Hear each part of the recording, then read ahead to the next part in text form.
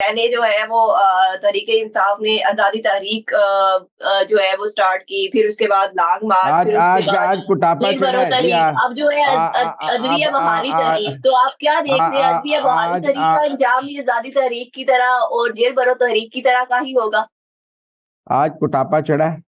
आज हुँ, पुलिस ने कुट्टा टका के पीटीआई वालों को।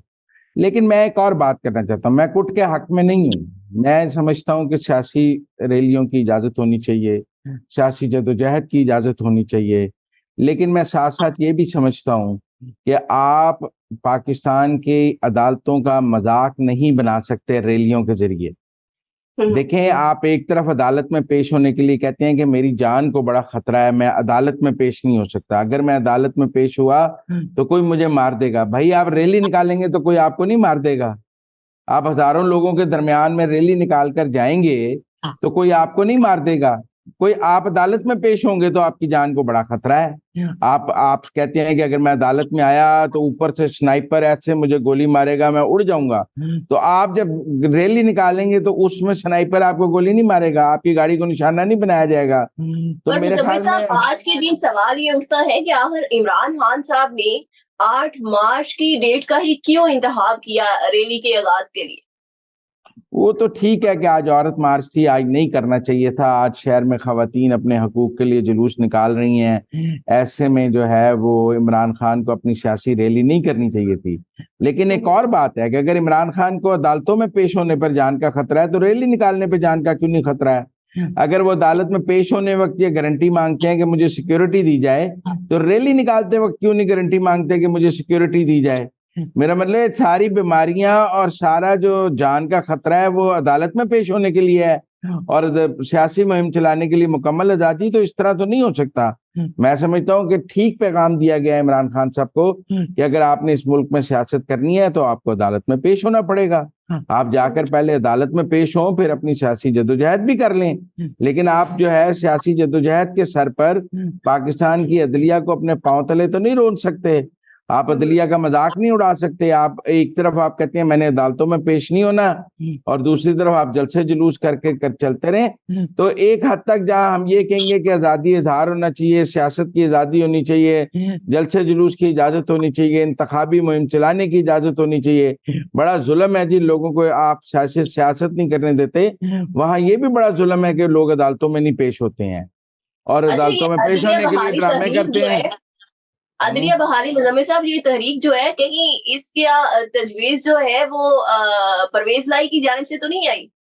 नहीं नहीं, मैं समझता हूँ कि आप देखें ना जी, मज़ाहिर अली नकवी साहब का केस बड़ा संजीदा होता जा रहा है। अब जो मोहम्मद खान भट्टी साहब ने भी इकबाली बयान दिया है उसमें भी मज़ाहिर अली नकवी साहब के बेटों को फ्रंट मैन के हवाले से जिक्र है, और पहले भी रेफरेंस फाइल हो चुके हैं, और चीफ जस्टिस साहब उन्हें अपने साथ बेंचों में बिठाना शुरू कर रहे हैं। तो दूसरी तरफ मज़ाहिर अली नकवी पे घेरा दिन ब दिन तंग होता जा रहा है, और सुप्रीम जुडिशल काउंसिल का इजलास भी नहीं बुलाया जा रहा। अब तो उनके खिलाफ एक इतराफी बयान भी आ गया है। तो ये मेरा ख्याल है ये जो इमरान खान की अदलिया बचाओ रैली नहीं थी, ये मज़ाहिर अली नकवी बचाओ रैली थी। वो ये मज़ाहिर अली नकवी को बचाने के लिए जो रैली निकाल रहे थे ये, तो वो नहीं निकालने दी गई। ये ट्रक बचाओ रैली है। ये जो ट्रक की गुफ्तगू हो रही थी कि ट्रक पहुंच गया है, ये ट्रक बचाओ रैली है, ये मज़ाहिर अली नकवी बचाओ रैली है, ये बेंच फिक्सिंग बचाओ रैली है।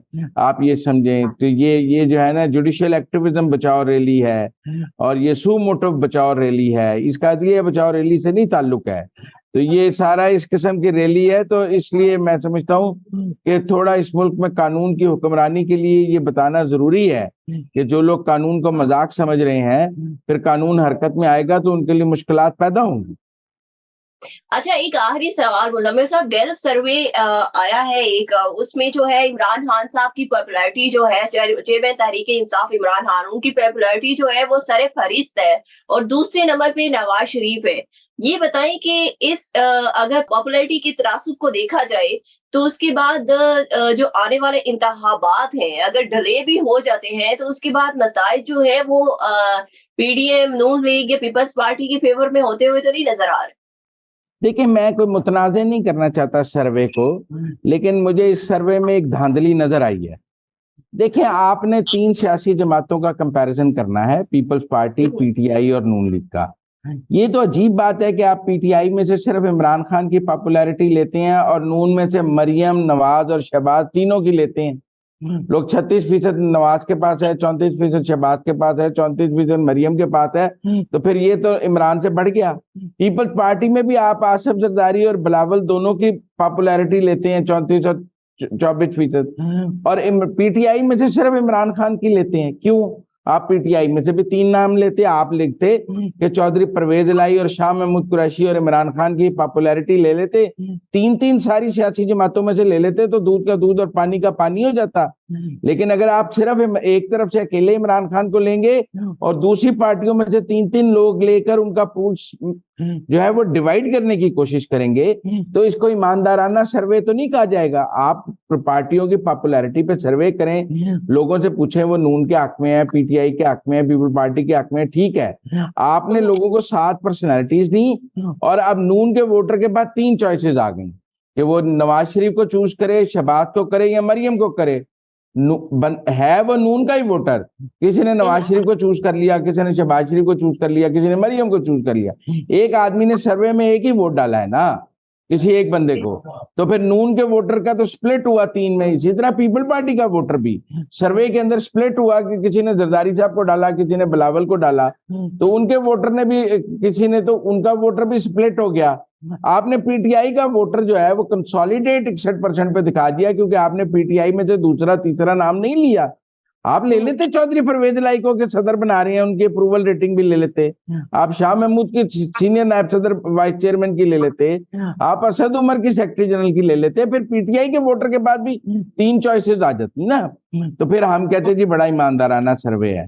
लेकिन ये सर्वे जो है ये किसी एक खास सियासी जमात को अगर बहुत ज्यादा मकबूल जाहिर करने के लिए ऐसे सर्वे किए जाएंगे, तो ये इससे आप आम लोगों की राय तो बन सकते हैं, लेकिन हमें तो इस ऐसे सर्वे की समझ है कि ये सर्वे कैसे हुआ है और इसका सैंपल कितना गलत है और इसके क्वेश्चनर कितना गलत है, कि आपने जान के 2 पार्टियों में डिवाइड पैदा की है ताकि इमरान खान को एक सिंगल हैंडेडली बड़ा दिखाया जा सके। इसलिए मैं इस सर्वे लेकिन मैं एक और बात कहना चाहता हूँ इस सर्वे के हवाले से। इस सर्वे में 52% लोगों ने कहा है कि मुल्क में एक नई सियासी जमात की जरूरत है।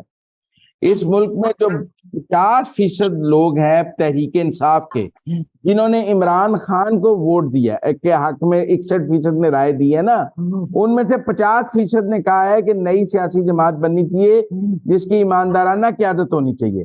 इसका मतलब जिन्होंने इमरान खान को इस सर्वे में वोट भी दिया है वो नई क़यादत की तलाश में है और अपना वोट बैंक कहीं और शिफ्ट करने की तलाश में है। तो ये सर्वे दरअसल इमरान खान के लिए भी खतरे की घंटियां बजा रहा है। बाकी लोग तालियां बजाना चाहते हैं तो जरूर बजाएं, लेकिन तस्वीर का एक रुख ये भी। Thank you so much Muzammil साहब कि आपने हमें अंदर की अपडेट से आगाह किया। मुजम्मिल साहब का ये कहना था कि इस गैलप सर्वे में धांधली जो है वो नजर आ रही है और खास तौर पे जो 52% लोगों ने तकरीबन 50 से 52% लोगों ने जो नई सियासी जमात की जरूरत के हवाले से राय दी है,